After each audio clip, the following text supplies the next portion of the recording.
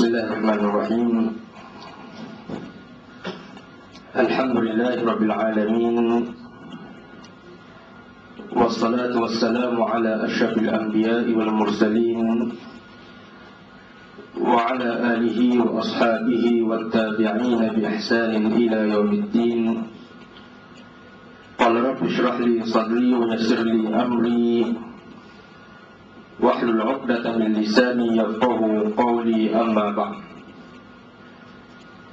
Jadi insyaAllah pada hari yang berbahagia ini kita akan membicarakan beberapa perkara yang berkaitan dengan konsep ekonomi di dalam negara Islam. Yang mana kita akan lihat bahawa ekonomi adalah merupakan suatu sistem yang bukan sahaja menjadi suatu amalan dalam bentuk akhlak yang boleh dipilih, akan tetapi di sana terdapat apa yang dinamakan sebagai sistem, yakni perkara yang wajib dilaksanakan di dalam sistem negara Islam. Yang pertama ialah apa yang dinyatakan sebagai harta negara tidak boleh mengalir di kalangan orang-orang kaya yang tertentu sahaja di dalam negara. Ini antara konsep dan juga merangkumi sistem di dalam ekonomi negara Islam. Ini tak termasuk dalam bab muamalat, tapi ini merupakan satu sistem. Maknanya dalam Islam Allah Subhanahu wa ta'ala telah menetapkan undang-undang dan juga peraturan-peraturan yang wajib dilaksanakan oleh pemimpin negara Islam bagi memastikan bahawa harta negara itu tidak boleh mengalir di kalangan orang-orang kaya yang tertentu sahaja. Ini disebutkan oleh firman Allah Ta'ala, "Kai la yakuna dulatan bainal aghniya'i minkum." Harta negara tidak boleh mengalir di kalangan orang kaya, di kalangan kamu sahaja.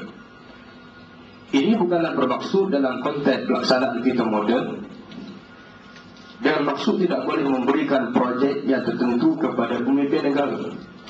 Ia bukan setakat itu sahaja. Akan tetapi di sana Allah menetapkan beberapa sistem, peraturan-peraturan yang wajib dilaksanakan oleh negara Islam bagi mencapai tujuan harta negara tidak boleh mengalir di kalangan orang-orang kaya sahaja. Antara sistemnya ialah sistem FAI. Sistem FAI Allah Ta'ala sebut, fa'anna lillahi khumsahu walil rasuli walizil qurba wal yatama wal masakin. Harta FAI itu hendaklah dibahagikan 1/5 kepada Allah, 1/5 kepada Rasul, orang miskin, ibnu sabil dan seumpamanya yang telah ditetapkan oleh Allah Subhanahu wa ta'ala. Apa dia harta FAI? Harta FAI ini kalau kita lihat kepada pengertian yang disebutkan oleh kitab-kitab lama, iaitulah harta-harta yang diperolehi oleh negara Islam tanpa peperangan. Contohnya, tentera Islam memasuki kawasan musuh menyembah diri, tidak mahu berperang, maka harta itu dinamakan sebagai harta FAI. Tapi ulama-ulama moden menyatakan bahawa termasuk FAI itu ialah harta-harta kekayaan negara, termasuklah hasil balak, termasuklah hasil petrol, itu termasuk dalam kategori harta FAI. Maka harta FAI itu mesti dibahagikan kepada 5 bahagian. Kenapa Allah telah tetapkan 5 bahagian, tak beri belanjawan itu diputuskan oleh Dewan Rakyat ataupun Parlimen? Apa sebab? Kai la yakuna dulatan bainal aghniya'i minkum, supaya harta-harta ini tidak mengalir di kalangan orang-orang kaya, pemimpin-pemimpin di kalangan kamu saja. Maknanya belanjawan itu hatta pemimpin Islam dia tak boleh buat belanjawan. Belanjawan itu ditetapkan oleh Allah, 1/5 untuk Allah, 1/5 untuk Rasul, 1/5 untuk ibnu sabil, 1/5 untuk orang miskin. Antara contohnya.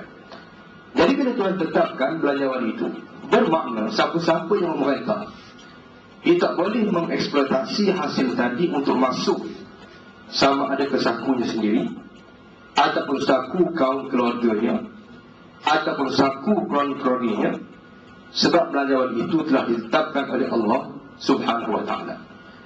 Jadi sebab itulah juga kita lihat di sana ada hukum yang lain. Antaranya ialah hukum percukaian menurut Islam. Cukai menurut Islam dia sangat berbeza dengan cukai dilaksanakan oleh negara kita pada hari ini.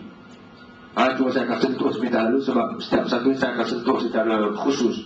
Pada masa-masa yang akan datang, saya akan sentuh khusus berkaitan dengan dan sistem percukaian saya akan sentuh khusus berkaitan dengan sistem percukaian.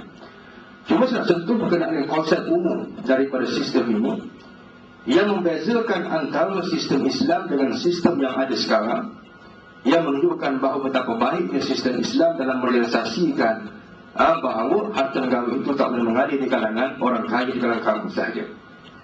Antaranya ialah yang kedua ni sistem zakat, yang mana zakat Allah Ta'ala telah tetapkan kutipannya. Allah Ta'ala telah tentukan kutipannya, bentuknya, peratusnya, tak boleh nak kurang, tak boleh nak lebih. Allah tetapkan zakat perniagaan 2.5% daripada untung dan modal, tak boleh nak naik sampai 3%, 4%. Dan kemudiannya bukan sahaja sampai itu, Allah Subhanahu wa ta'ala juga telah menetapkan belanjawan untuk agihannya. Allah Ta'ala telah tetapkan belanjawan untuk agihannya. Apa dia? Innamas sadaqatu lil fuqara wal masakin wa ibnis sabil, sampailah ke 8 asnaf yang disebutkan oleh Allah Subhanahu wa ta'ala. Kalau kita lihat di manakah perbezaan antara sistem kutipan cukai Islam dengan sistem percukaian yang ada sekarang? Antara yang besarnya ialah belanjawan untuk apakah dibelanjakan kutipan yang rakyat itu diputuskan oleh orang-orang yang memerintah. Itu dalam sistem yang ada sekarang. Tapi dalam sistem Islam, kutipan cukai antaranya yang dinamakan sebagai zakat sebagai contoh, belanjawannya tidak diputuskan oleh pemimpin, belanjawannya tidak diputuskan oleh ulama, tapi belanjawannya telah diputuskan oleh Allah, menunjukkan bahawa manusia tak boleh campur dalam urusan ini. Orang Islam yang menjadi pemimpin, dia wajib melaksanakan, tapi dia tak boleh buat belanjawan sendiri. Apa dia? Allah sebutkan fariidatan minallah sebagai satu kefarduan, mana bukan pilihan. Apa tujuannya? Tujuannya ialah kaila yakuna dulatan bainal amriya'i minkum, supaya harta negara tak mengalir di kalangan kamu. Maknanya kalaulah kita sebagai pemerintah, kita yang kutip cukai dan rakyat, kemudian kita tentukan untuk apakah dibelanjakan cukai tersebut, sebagai seorang manusia yang tabi'inya ada sikap sukakan harta, sedikit sebanyak kemungkinan kita akan buat sistem yang mana sistem itu menjadikan kutipan cukai itu sama ada masuk ke poket sendiri, ataupun masuk kepada dalam poket anak beranak, ataupun masuk ke dalam poket kroni dan seumpamanya.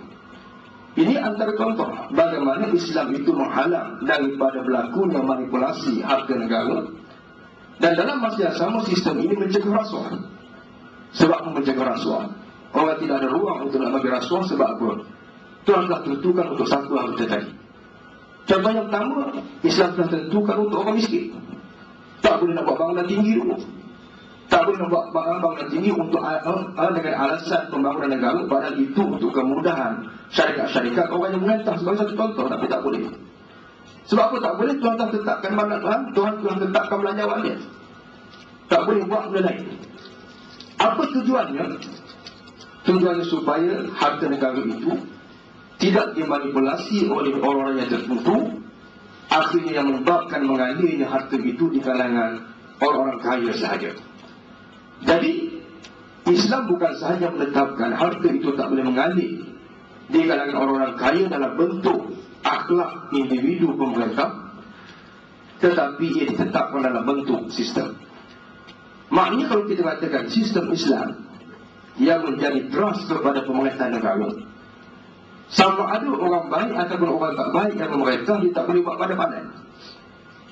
Sekarang ini kalau kita katakan tak boleh mengalir dengan orang kaya itu sebagai bukan satu sistem, Akan tetapi sebagai suatu etika akhlak, nak langgar tak salah, langgar pun tak salah, maka itu tidak ada jaminan untuk keselamatan harta negara itu tidak mengalir di kalangan orang-orang kaya sahaja. Sebab itulah kalau kita perhatikan macam dalam Islam umpamanya, minyak petrol antara bahan yang tak boleh diswastakan. Ini antara pandangan moden dalam bentuk penggunaan petrol di zaman selepas petrol menjadi sebagai suatu tuntutan semasa yang menjadi keperluan kepada rakyat.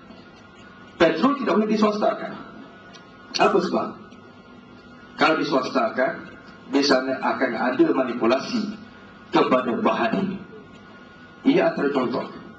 Jadi sebab itulah boleh dinaikkan harga, boleh diturunkan harga, dinaikkan. Sebab apa boleh dinaikkan? Ada pihak yang untung, ada pihak yang rugi. Siapa yang untung? Ini kita akan lihat bagaimana Islam menghalang, supaya tidak ada pihak yang mengambil peluang daripada harga yang menjadi permintaan yang tinggi, dan ia juga menjadi keperluan kepada orang ramai. Maka Islam mensyariatkan bahawa bahan-bahan ini tak boleh diswastakan. Hasilnya termasuk 1/5 yang mesti diajarkan. Apa di 1/5 yang perlu kita faham? Antara yang sebutkan ialah Ibn Sabil. Ibn Sabil, apa makna Ibn Sabil? Ibn Sabil kalau kita tengok kepada terjemahan yang diterjemahkan oleh kitab-kitab yang asas, dia menyatakan bahawa dengan makna orang yang berperjalanan yang putus bekalan. Itu makna asal dia. Tapi konsepnya ialah Ibn Sabil ini ialah untuk memudahkan perjalanan. Dalam masa yang sama, Ibn Sabil ini dia mempunyai peranan memecahkan benteng-benteng dan tembok-tembok yang menghalang persaingan bebas antara orang kaya dan orang miskin. Itu peranan Ibn Sabil. Maknanya dia pecahkan benteng yang menghalang persaingan bebas antara orang kaya dan orang miskin. Dalam konteks ekonomi kapitalis, orang miskin tak boleh bersaing dengan orang kaya. Sebab banyak perkara memerlukan modal yang besar, menyebabkan orang miskin tak boleh nak bersaing dengan orang kaya. Tapi bila mana adanya suatu suntikan daripada belanjawan 1/5 yang diperuntukkan oleh Allah untuk Ibn Sabil, ia berperanan untuk meruntuhkan benteng tadi, menyebabkan persaingan itu bukan berpandukan kepada siapa yang ada modal yang besar, tetapi dia berpandukan kepada siapa yang paling cekap dalam perniagaan. Bukan berpandukan kepada siapa yang paling besar modalnya. Tapi dalam sistem kapitalis, dia tengok kepada siapa paling besar modal, yang kedua siapa yang cekap. Tapi dalam sistem Islam, dia tengok kepada siapa yang cekap. Modal besar tak besar itu cerita nombor 2. Bagaimana Ibn Sabil ini memainkan peranan untuk membutuhkan benteng? Antaranya kalau kita buka dalam surah Sabah umpamanya, Allah Subhanahu Wa Taala telah memfardukan kepada pemimpin Sabah, antara ialah untuk memudahkan perjalanan hubungan antara Syam dengan Sabah, yakni Yaman dengan Palestin, satu jarak yang jauh. Zaman amal mereka boleh jalan kaki seorang perempuan, boleh jalan kaki daripada Yaman nak pergi ke Syam seorang diri. Orang miskin boleh ambil barang di Syam, pergi jual di Palestin. Syam boleh jual di Yaman. Orang Yaman boleh ambil barang di Yaman, pergi jual di Palestin. Sebab apa orang miskin boleh berniaga sekali? Sebab apa? Mereka tak perlukan modal untuk berjalan, untuk musafir dari Syam pergi ke Palestin, pergi ke Yaman. Dan dari Yaman nak pergi ke Palestin tak perlukan kos dan modal yang besar. Apa sebab? Di pertengahan jalan itu disediakan rumah-rumah tumpangan yang tak perlukan modal. Di pertengahan jalan banyak yang menyediakan makanan-makanan percuma bagi kemudahan orang musafir, yang menyebabkan orang miskin tidak memerlukan kos yang tinggi untuk berniaga, menyebabkan yang rajin di kalangan mereka, yang cerdas di kalangan mereka, yang bersungguh di kalangan mereka dapat menyaingi orang kaya yang malas pada masa itu. Akan tetapi keadaan ini tidak disenangi oleh pemimpin-pemimpin Sabah, menyebabkan mereka berdoa kepada Allah, Rabbana ba'id baina asfarina, ya Allah ya Tuhanku, jauhkanlah jarak perjalanan kami. Ya Allah ya Tuhanku, jauhkanlah jarak perjalanan kami. Apa sebab pemimpin Sabah berdoa demikian? Dan apa makna jauhkan jarak perjalanan? Jauhkan jarak jalanan itu bukan dengan maksud 1000 km jadi 5000 km, tidak. Ulama menyatakan bukan demikian. Tapi kalau sebelum ini di pertengahan jalan itu adanya rumah-rumah tumpangan yang percuma, sekarang sudah tidak ada. Kalau sebelum ini ada yang menyediakan makanan-makanan percuma, maka sekarang sudah tidak ada. Semuanya kos. Kalau sebelum ini jalan selamat, maknanya tak perlu bodyguard untuk pergi. Tapi sekarang tak selamat, ada perampok, ada pencuri, maka menyebabkan orang miskin dah tak mampu nak pergi. Sebab kalau orang miskin nak pergi, kena sediakan wang untuk penginapan, kena sediakan wang yang banyak untuk makan minum, kena sediakan wang untuk siapkan bodyguard, sebab kalau tidak kena rompok. Maka orang kaya sahabat rasa sangat gembira, sebab bila mana adanya gangguan-gangguan di tengah jalan ini, menyebabkan orang miskin tak boleh lagi bersaing dengan mereka, menyebabkan mereka dapat memonopoli harta negara.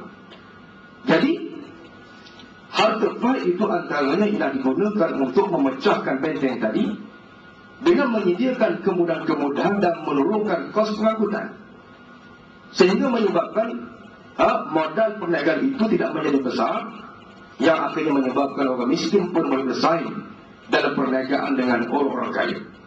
Akan tetapi kali ini tidak disenangi oleh orang kaya di dalam Sabah, dalam negara Sabah, menyebabkan akhirnya mereka berdoa, disusahkan, dan akhirnya mereka diturunkan bala oleh Allah Subhanahu wa ta'ala.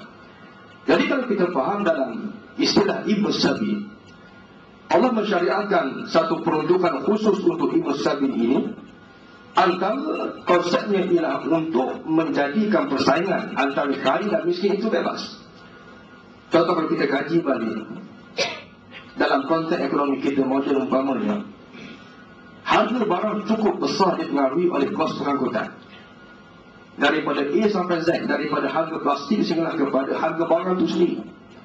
Daripada setiap barang untuk setiap benda untuk menjadikan satu produk, segala bahan-bahan yang ada dalam produk tersebut semua dipengaruhi oleh harga barang, harga pengangkutan, kos pengangkutan. Contoh kita ambil, nak siapkan satu kilogram keropok, contohnya kita ambil. Nak siapkan keropok ni satu ni kena ada sagu, gandum, ikan, contohnya. Semua bahan-bahan ni, kalau kita ambil satu sagu daripada pokok sagu, nak boleh siap sagu tu berapa kos pengangkutan situ. Daripada tebang pokok sagu, dia angkut pergi ke kilang diproses menggunakan bahan antara bahan-bahan yang disebutkan sebagai bahan galian. Bila siap nak diedarkan ke kedai, nak dihantar ke kilang, itu dah 3 kos pengangkutan. Kemudian kita ambil ikan. Orang yang pergi ke laut nak pergi tangkap ikan, kos motorbot untuk nak tangkap ikan tu bukan sikit. Nelayan biasa contohnya nak pergi ke laut, itu pun kos paling kecil pun RM200 minyak air sekarang. Kemudian balik ke darat, daripada jeti nak pergi hantar ke kilang keropok tadi, ikan tadi, itu pun kos pengangkutan. Jadi kos pengangkutan ini kalau kita faham, dia cukup mempengaruhi harga barang. Jadi sebab itulah dalam Islam, harga faid ini antara untuk menurunkan kos tadi, menyebabkan orang miskin tidak akan dapat bersaing dengan orang kaya dalam perniagaan. Sebab itulah kalau kita faham, antaranya ialah harga faid ini digunakan, atau Ibn Sabil ini digunakan untuk menyediakan rumah-rumah tumpangan yang percuma bagi orang musafir dalam konteks negara Islam, sebagaimana diamalkan di zaman Sabah dan juga diamalkan di zaman pemerintahan Islam.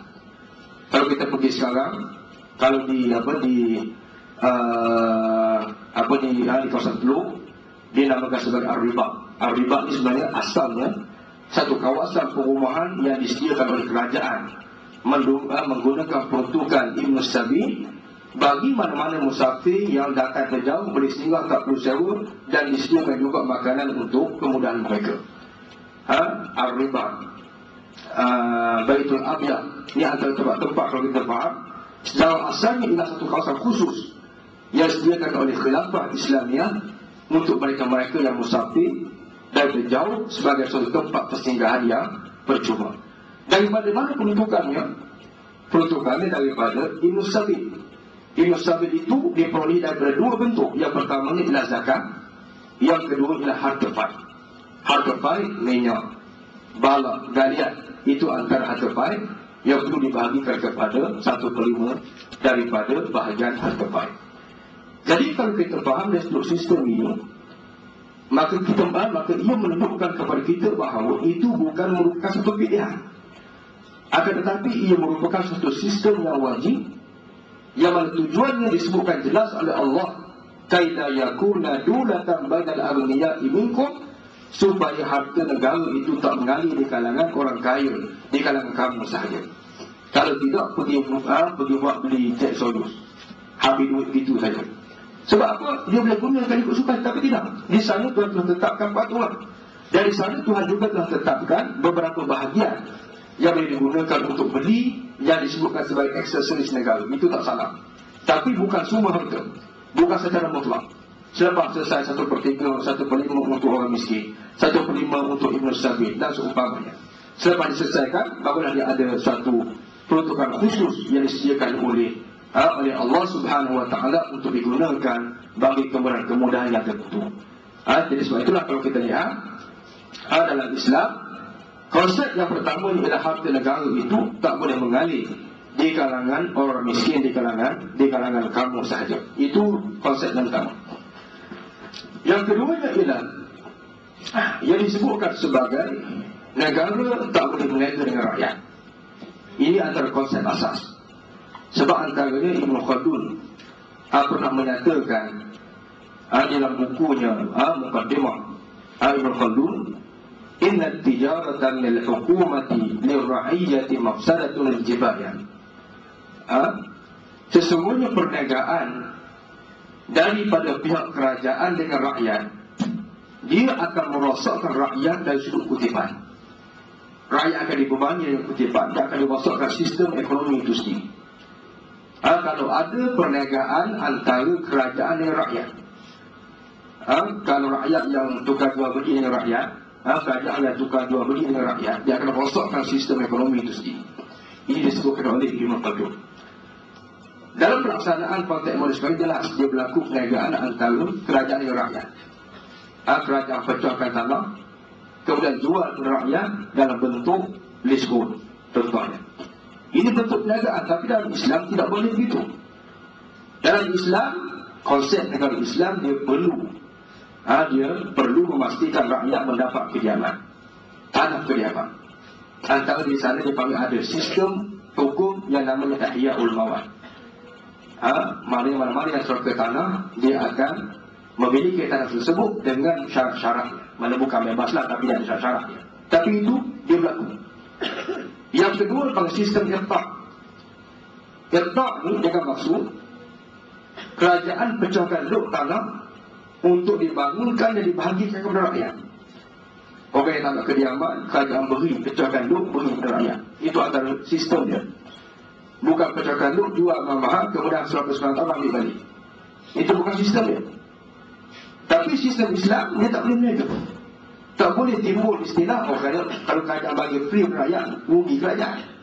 Kalau kerajaan buat jalan raya kepada rakyat, rakyat tak bayar, rugi kerajaan. Ini tak ada istilah tadi. Sebab kalau kita lihat antara nas yang jelas yang disebutkan oleh Allah, kalau kita lihat dalam surah Al-Kahfi. Sebab Tuhan cerita bukan sahaja ada pengajaran, ada hukum yang perlu diambil. Antaranya ialah Allah Subhanahu Wa Taala menceritakan berkenaan dengan pengembaraan Zulkarnain. Di mana apabila Zulkarnain sampai ke satu tempat, dia berjumpa dengan satu kaum. Qalu ya Zulkarnain, inna Ya'juj wa Ma'juj mufsiduna fil ardh. Fahal naj'al laka kharjan 'ala an taj'ala bainana wa bainahum saddan. Bila mana Zulkarnain sampai ke kawasan pertengahan, ada yang menafsirkan di sini ialah kawasan Balkan. Tiba-tiba Zulkarnain diminta oleh satu kaum yang diancam oleh serangan Ya'juj dan juga Ma'juj. Mereka berkata kepada Zulkarnain, wahai Zulkarnain, sesungguhnya Ya'juj dan Ma'juj melakukan kerosakan di bumi, yakni mereka mengancam keselamatan kami. Jadi apakah pandangan kamu jikalau naj'alu laka kharjan, kami membayar cukai kepada kamu, kami beri duit kepada kamu, kami berikan bayaran kepada kamu untuk kamu jadikan antara kami dengan mereka satu benteng yang kukuh. Maknanya mereka diancam dengan serangan Ya'juj dan Ma'juj. Mereka minta kepada Zulkarnain supaya buat benteng. Imbuhannya ialah kami akan bayar cukai yang tinggi kepada kamu. Berapa kamu nak kami akan bayar, setakat yang kami boleh bayar. Apa kata Zulkarnain? Qala ma makkanani rabbi khairun. Apa yang Tuhan berikan kepada aku lebih baik daripada apa yang kamu nak berikan kepada aku, kata Zulkarnain. Mana duit kamu nak bayar cukai tadi, kata Zulkarnain.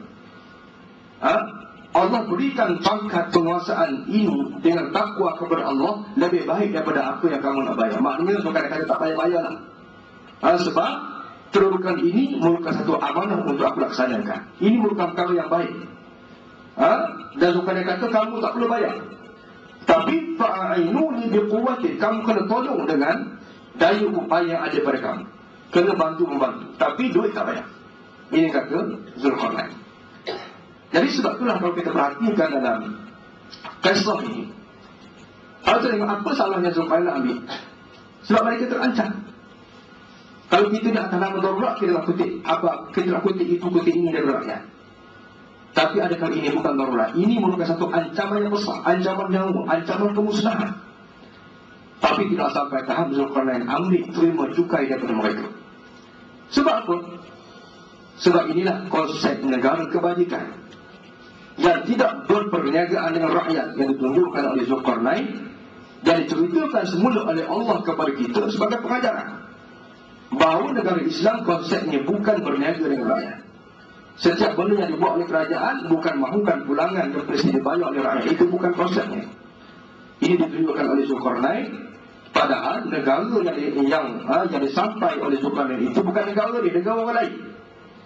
Tapi Zulkarnain tak ambil bayaran daripada negara tersebut, sekalipun Zulkarnain menurunkan kepakarannya untuk membina satu benteng yang sangat kukuh yang menghalang mereka daripada serangan Ya'juj dan juga Ma'juj. Dan ini bukan sahaja ditunjukkan oleh zaman Zulkarnain, tapi ini juga ditunjukkan oleh zaman pemerintahan Islam dalam syariat pemerintahan Nabi kita Muhammad sallallahu alaihi wasallam. Contohnya kita ambil di zaman Sayyidina Umar. Sebab Sayyidina Umar ini zaman yang banyak diriwayatkan sistem ekonomi dalam pemerintahannya. Sebab zaman Sayyidina Abu Bakar, zaman pengukuhan, berperang dengan orang murtad, jadi tidak ada banyak sistem ekonomi yang diriwayatkan. Tapi zaman Sayyidina Umar banyak meriwayatkan sistem ekonomi. Yang mana kalau tengok di zaman Sayyidina Umar bin Khattab radhiyallahu taala anhu, Sayyidina Umar contohnya menyatakan bahawa kalau di sana ada unta yang jatuh di padang pasir, yang jatuh dan tercedera di padang pasir, maka Umar juga bertanggungjawab di atas perkara tersebut. Ni unta jatuh bukan orang ni, unta jatuh, binatang. Umar kata, Umar bertanggungjawab di atas perkara tersebut. Maknanya, kalau kita lihat dalam konsep Islam, rawatan, perubatan, kesihatan, pendidikan bukan perkara yang diberikan oleh kerajaan yang perlu dibeli oleh rakyat. Itu bukan sistemnya. Padahal kita tengok zaman Sayyidina Umar ini pernah berlaku zaman kemelesetan, tahun kelaparan. Tapi tidak menjadikan alasan untuk Sayyidina Umar mengenakan kutipan itu, mengenakan kutipan ini sebagai balasan di atas kebajikan yang diberikan oleh kerajaan. Sebab itu bukan konsep negara Islam. Sebab itulah contohnya kesihatan umpamanya. Dia di-cover oleh beberapa bentuk sistem dalam Islam. Antaranya ialah di-cover oleh sistem zakat, dan antaranya juga di-cover oleh sistem fund. Sebab kita bayangkan harta negara cukup banyak, hasil-hasil negara kalau diagihkan untuk keperluan-keperluan ini, dia confirm dia akan dapat bangunkan negara dalam masa yang singkat, insya-Allah. Ini dibuktikan oleh sejarah. Jadi sebab itulah kebajikan bukan sebagai suatu jual beli antara kerajaan dan rakyat. Maknanya kalau kita lihat dalam Islam, orang yang sakit antaranya di-cover oleh duit zakat. Kebajikan, pembangunan, hospital dan pendidikan, selain daripada di-cover oleh bahagian zakat, dia juga di-cover oleh duit yang diperoleh daripada hasil faid ataupun hasil bumi negara dan juga hasil perolehan negara. Sebab itulah saya pernah buat CV tentang cukai, perolehan cukai negara pada tahun lepas, dan juga hasil daripada perolehan minyak. Saya dapati memang cukup, memang terlalu cukup untuk membiayai kesihatan, membiayai pendidikan, dan sangat confident, sangat yakin bahawa jumlah tersebut akan dapat bangunkan ekonomi orang-orang miskin. Tapi malangnya sebahagian besar daripada hasil itu belanjawannya bukan digunakan untuk asnaf 8 dalam asnaf zakat, dan juga bukan asnaf 5 dalam asnaf faid, tapi dia belanjakan untuk benda-benda yang lain daripada itu. Tapi kalau dibelanjakan untuk 5 faid, 5 asnaf faid dan 8 asnaf zakat, confirm ia akan dapat membangunkan apa yang dinamakan sebagai kebajikan untuk rakyat, membangunkan rakyat, dan seterusnya membangunkan ekonomi negara. Jadi sebab itulah kalau kita perhatikan dalam negara Islam, dia tak boleh ada perniagaan.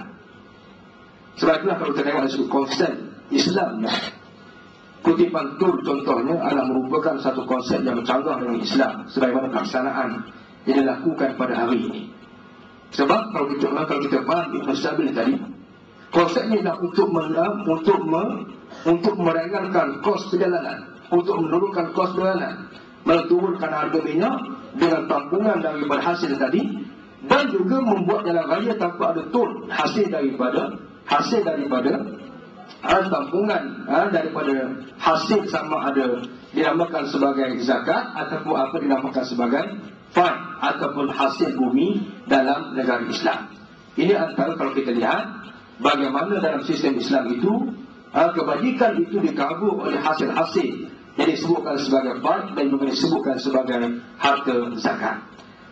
Dan kalau kita lihat, ini merupakan salah satu sistem yang wajib dalam negara Islam, bukan boleh dipilih. Makna bukan boleh dipilih, makna bukan nak buat tak apa, tak nak buat tak apa.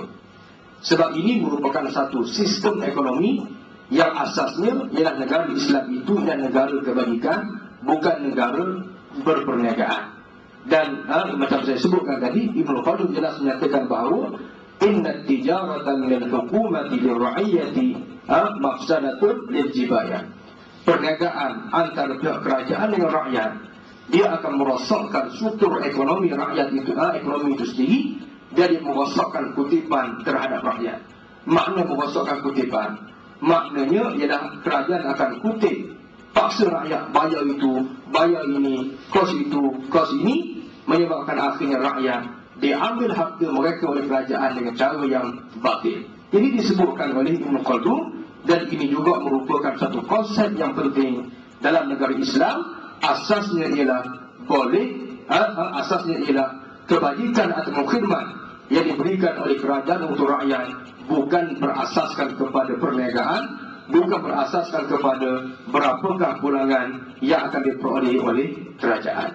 Sebab itulah kalau kita faham juga dari sudut konsep pelaksanaan ataupun konsep pentadbiran, termasuk juga konsep pemilikan dalam negara Islam, negara dia tidak memiliki harta-harta negara dalam bentuk pemilikan, dalam bentuk individu.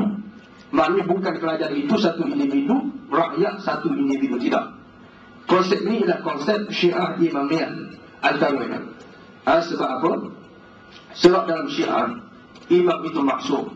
Bagi mereka, maka kalau imam itu memiliki harta negara, dia tidak akan menyelewengkan harta sebab dia maksum. Itu konsep dalam Syiah Imamiyah. Tapi konsep dalam kitab Al-Sunnah wal Jamaah, harta yang dimiliki oleh kerajaan ataupun yang diuruskan oleh kerajaan itu bukan harta kerajaan dalam bentuk individu, tetapi itu adalah harta rakyat yang perlu diuruskan oleh kerajaan. Itu konsep dalam ekonomi Islam.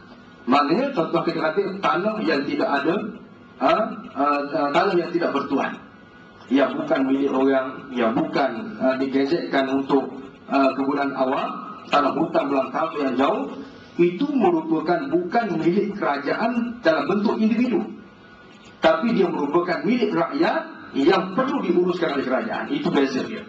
Kalau kita kata milik kerajaan dalam bentuk individu, itu maknanya konsep dalam sistem ekonomi Syiah Imamiyah. Syiah Imamiyah bagi mereka kerajaan memiliki harta negara secara tiba, maknanya secara individu kerajaan. Dia nak buat itu boleh, dia nak buat ini boleh. Sebab itulah dalam Syiah Imamiyah, kalau seseorang bangunkan tanah, kerajaan boleh ambil rampah bila masa. Sebab apa? Tanah itu semua milik kerajaan. Ini dalam konsep Syiah Imamiyah. Tapi dalam konsep kita Ahlussunnah wal Jamaah tidak. Harta itu, tanah sebagai itu contoh, ialah milik rakyat. Dalam bentuk kerajaan mesti menjaga. Orang yang membangunkan mesti diberikan hak. Bila mereka dibangunkan dengan cukup dengan syarat-syaratnya. Orang yang memiliki tak boleh dipendekkan tempoh dia, tak boleh ditempohkan dia. Ini antara contoh bagaimana konsep kerajaan Islam itu dia tidak memiliki dalam bentuk milik mutlak, tetapi dia memiliki dalam bentuk wakil daripada rakyat itu sendiri ataupun pengurus kepada rakyat itu sendiri. Jadi sebab itulah dalam konsep ekonomi Islam, dia tak ada kerajaan berniaga dengan rakyat. Dia tak ada konsep kerajaan berniaga dengan rakyat dengan maksud segala kerajaan segala kebajikan yang kerajaan berikan kepada rakyat perlu mendapat pulangan semula. Itu tidak ada yang disebutkan sebagai konsep perniagaan, dan ia kalau berlaku merupakan satu konsep yang sangat bercanggah dengan sistem Islam sebagaimana yang disebutkan oleh Ibn Khaldun, bahawa perniagaan antara kerajaan dengan rakyat dia merosakkan struktur ekonomi dan merosakkan kutipan terhadap rakyat itu sendiri. Itu merupakan konsep yang kedua daripada konsep ekonomi dalam sistem negara Islam. Dan yang ketiga ialah antaranya ialah kerajaan berperanan untuk menguatkuasakan hukum hakam yang berkaitan dengan sistem ekonomi Islam, terutama yang berkaitan dengan muamalah Islam. Contohnya, bila mana Allah mengharamkan riba, maka kerajaan Islam wajib menguatkuasakan pengharaman tersebut. Bukan orang nak makan riba tak apa, tak nak makan tak apa. Antara sistem ekonomi dalam negara Islam ialah kerajaan Islam perlu menguatkuasakan apa yang halal dan apa yang haram dalam bentuk ataupun yang berkait dengan muamalah Islam. Sebab itulah Sayyidina Umar dalam pemerintahan dia, satu zaman Sayyidina Umar menguatkuasakan tak boleh masuk dalam pasar Madinah ini melainkan orang yang tahu berkaitan dengan hukum muamalah Islam. Mana orang nak berniaga, nak masuk dalam pasaran saham Madinah, dia kena tahu dulu mana haram, mana halal, kena reti dulu mana riba, mana yang tidak riba. Sebab takut kalau tak reti, termakan riba, tertipu orang tanpa sedar. Sama macam kita kata nak masuk dalam raya, nak bawa kereta, kena ambil lesen dulu. Sebab apa kena ambil lesen dulu? Sebab nanti nak entry dia masuk juga. Jadi nak masuk dalam jalan raya kami, kena ambil lesen dulu.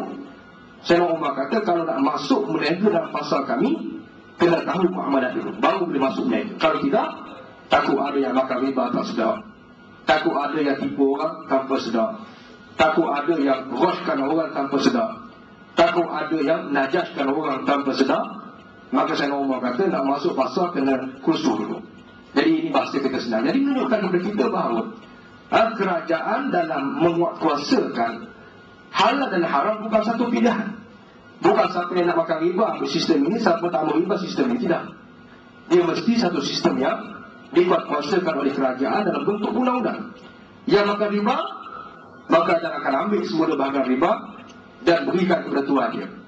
Pemodal asal akan ambil modal saja, jangan ambil lebih daripada itu. Ini antara contoh penguasaan. Jadi sebab itulah dalam Islam dia ada antaranya dari struktur penterbitan, terutama di zaman Abbasiyah diperkenalkan suatu unit penguasaan namanya Hizbah. Hizbah ini dicek pasar-pasar. Siapa yang makan riba, dia akan ambil tindakan. Siapa yang najas, dia akan ambil tindakan. Siapa yang tipu orang dengan cara memperdayakan, maka Hizbah akan ambil tindakan. Ini bukan bentuk sunat, ini bentuk penguatkuasaan. Bukan bentuk nak buat tak apa, tak nak buat tak apa, bukan. Ini bukan bentuk panduan, tapi ini bentuk perkuasaan. Supaya apa? Supaya orang lemah terbela. Orang kuat dia tak tindas orang lain. Supaya pemuda besar tak makan pemuda kecil. Ini antara contoh yang dilakukan sebagai satu sistem yang perlu dijalankan oleh sebuah kerajaan Islam dalam merealisasikan ekonomi Islam. Sebab itulah antara contohnya dia di sana dia panggil adanya tas'ir. Tas'ir ini maknanya ada barang-barang penting yang perlu ditetapkan harga oleh kerajaan. Ada contohnya supaya tidak ada monopoli barang dan monopoli harga dalam pasaran negara Islam.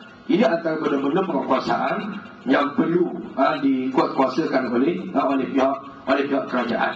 Sama juga contohnya dalam Islam, kalau orang bekerja ambil upah dengan orang, tiba-tiba orang yang tempah barang ataupun orang yang suruh buat barang dia tak bayar. Ini antara tugas kerajaan Islam untuk ambil tindakan di atas nama undang-undang takzir bagi mereka yang tak jelaskan hutang orang. Contohnya orang tu tempah projek, siap projek 9 bulan tak bayar lagi, 10 bulan tak bayar lagi, sampai tahun tu lingkup. Dalam Islam kerajaan kena ambil tindakan di atas peruntukan undang-undang takzir bagi memastikan orang yang lemah tidak tertindas. Ini antara contoh. Maknanya yang pertama saya sebutkan tadi ialah harta negara tak boleh mengalir di kalangan orang kaya. Itu yang pertama. Yang kedua, kerajaan tidak boleh berperniagaan dengan rakyat. Yang ketiga, sistem ekonomi dalam negara Islam ialah kerajaan mesti menguatkuasakan undang-undang yang berkait dengan halal dan haram dalam muamalat Islam. Bukan mana sebagai satu option pilihan, tidak. Tapi dia merupakan bentuk penguatkuasaan yang memastikan bahawa ia terlaksana dengan tujuan orang-orang yang lemah tidak ditindas oleh orang-orang yang kuat. Orang-orang yang bermodal besar tidak boleh makan dengan cara zalim orang-orang yang modal kecil. Ini antara, kalau kita tengok, 3 sistem penting dalam negara Islam yang mana ia merupakan sistem yang bukan sahaja boleh dipilih ataupun bukan pilihan yang boleh dibuat, tetapi dia merupakan sistem yang mana sistem ini kalau kita lihat merupakan dasar kebajikan dalam ekonomi negara Islam. Dan sebab itulah kalau kita perhatikan juga contohnya macam saya sebutkan tadi, dalam konsep negara Islam, antara ini diperuntukkan undang-undang takzir perlu dikuatkuasakan. Antaranya orang yang tak bayar hutang kena mana boleh diambil tindakan dia berdasarkan kepada peruntukan undang-undang takzir tadi. Ada contohnya yang Nabi sebutkan dalam hadis, "Fa'tul ajira ajrahu qabla an yahifa." Kamu hendaklah beri bayar upah orang buat kerja sebelum daripada kering penuhnya. Sebelum daripada kering penuh, kamu kena bayar upah dia. Bermakna ini satu kekuasaan yang kalau boleh dilaksanakan oleh negara Islam. Kalau orang tu upah seseorang buat jambatan, siap jambatan setahun tak bayar, 9 bulan tak bayar. Jadi dari sudut pelaksanaannya, kerajaan boleh mengenakan undang-undang takzir. Antaranya ialah dikenakan bayaran penalti di atas kelewatan bayar tadi. Bukan saja penalti kepada pihak kontraktor yang siap lambat projek, tapi penalti juga kepada pihak yang minta buat projek tapi lambat bayar kepada orang yang buat projek. Ini antara contoh maknanya kekuasaan yang tidak menzalimi mana-mana pihak yang memastikan bahawa keadilan itu terlaksana. Jadi ini merupakan sistem yang perlu dijalankan dalam ekonomi negara Islam. Jadi secara kesimpulannya, pada tengah hari ini kita bincangkan 3 perkara penting berkaitan dengan konsep ekonomi Islam dalam pelaksanaan negara. Yang pertamanya ialah ekonomi itu ataupun sistem perjalanan itu mesti dipastikan bahawa harta negara tidak mengalir di kalangan orang kaya sahaja, melalui beberapa hukum pelaksanaan wajib, antara hukum faid, hukum zakat, hukum ghanimah dan seumpamanya. Dan yang keduanya ialah tak boleh ada perniagaan antara kerajaan dengan rakyat, dan kebajikan itu menggunakan peruntukan-peruntukan yang tertentu daripada hasil negara sebagai penyelesaian. Dan yang ketiga, mestilah dilaksanakan hukum hakam Islam muamalat secara penguasaan dan pelaksanaannya ialah dalam bentuk dan ruang melalui hukum takzir yang telah ditetapkan dan telah dibincangkan oleh ulama secara panjang lebar, yang berdasarkan kepada hadis dan berdasarkan kepada Al-Quran Al-Karim, dan juga pelaksanaan yang ditunjukkan oleh Nabi sallallahu alaihi wasallam.